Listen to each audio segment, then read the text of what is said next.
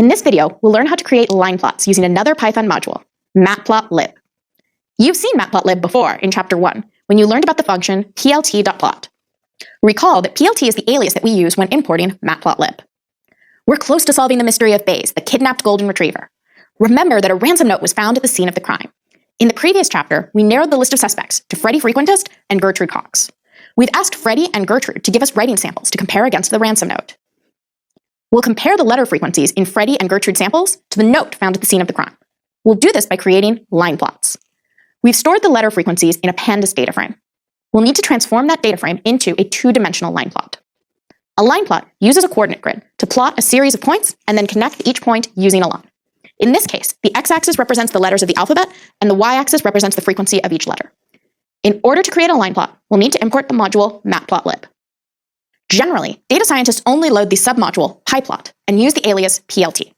We do this by typing from matplotlib import pyplot as plt. Once we've loaded our module, we can use the function plt.plot and plt.show to create and display our line plot. Let's examine the line plot function. We begin with the name of the function, plt.plot. Like all functions, we'll be putting the arguments inside of parentheses. The first argument is the x values we want to plot. In this case, we use the letter column from the data frame ransom. Recall that we select a column by typing the name of the data frame, followed by a dot, followed by the column name. The second argument is the y values we want to plot. In this case, we use the frequency column from the data frame ransom. Again, we type the data frame name, then a dot, then the column name. Finally, we close the parenthesis. If we only type plt.plot, nothing will show up. That's because Python wants to give us the opportunity to enter other commands. For example, we might want to add another line or a title for the plot. When we want to display everything that we've made, we use a second function, plt.show. This function takes no arguments. You just type it, and then your plot will pop open in a new window. If we want to plot multiple lines on the same axis, we can just add a second plot.plot command before adding plt.show. In this example, we plotted two different data sets, data 1, which represents a straight line, and data 2, which represents a parabola. Matplotlib will automatically give the two lines different colors. Let's practice making line plots.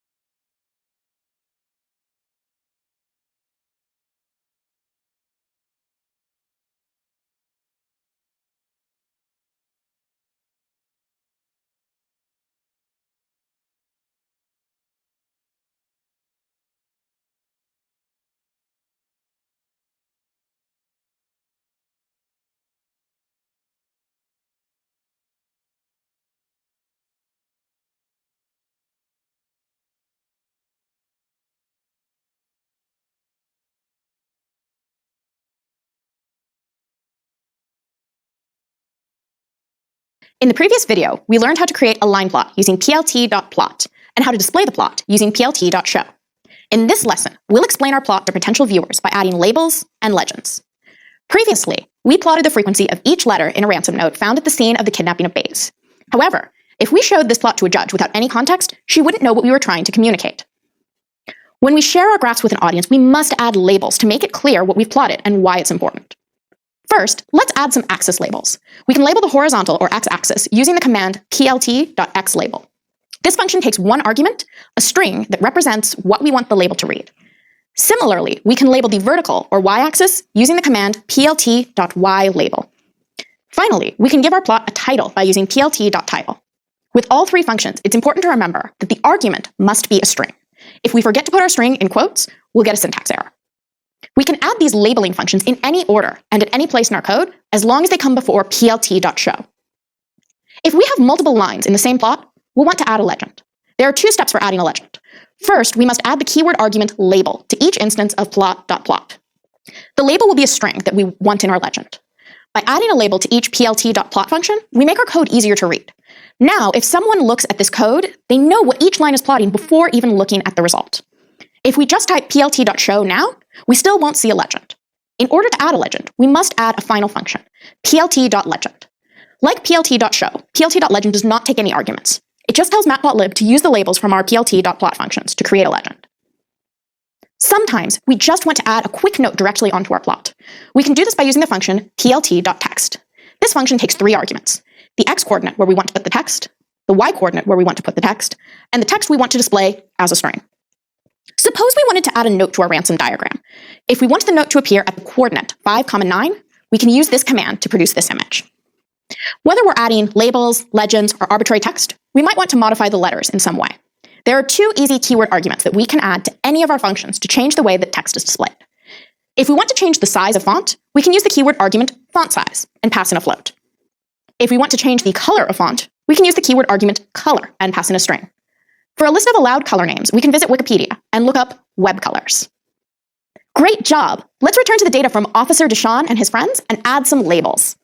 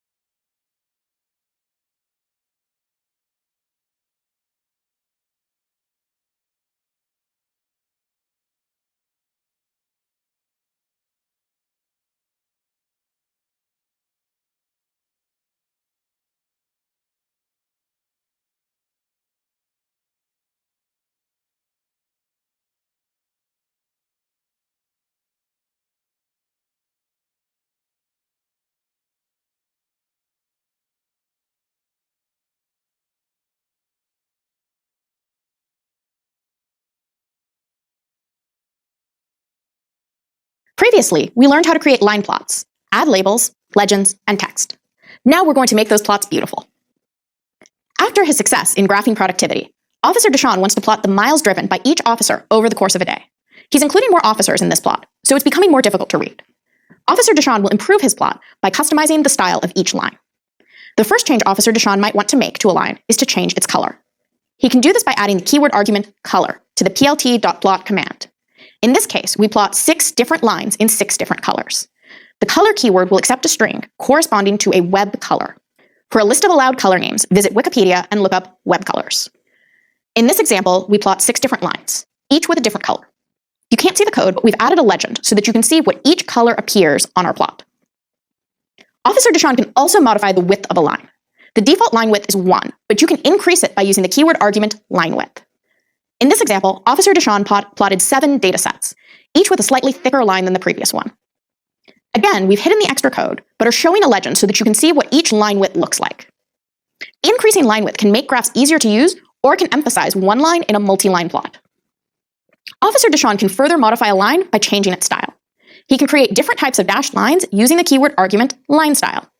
LineStyle accepts several strings which correspond to different types of dashing. In this example, we plot 4 datasets with 4 different values of line style. A single hyphen for a normal line, 2 hyphens for a dashed line, a hyphen followed by a dot for a dot dash line, and colon for a dotted line. Adding markers is a great way to distinguish between different lines or to emphasize the location of data points. Officer Deshawn can add a marker using the keyword marker, which accepts several different strings. For example, if he sets marker equal to the letter S, the plot will have square markers. If he sets marker equal to the letter D, the plot will have diamond-shaped markers. In this example, we plot 6 different datasets, each with a different marker. Again, we hid the legend code, but you can see which symbols make each type of marker. Sometimes we want to make more drastic changes to our graph. We can change the background, colors, and fonts for our entire graph by setting a style. The function plt.style.use accepts several different strings, which correspond to different plot styles. Here we show the same graph plotted in 4 different styles. 538 from the famous news site, ggplot from another plotting library, Seaborn from yet another plotting library, and default, which is the normal style in Matplotlib. Which do you think is best? You now know how to make many modifications to your line chart. Let's practice them.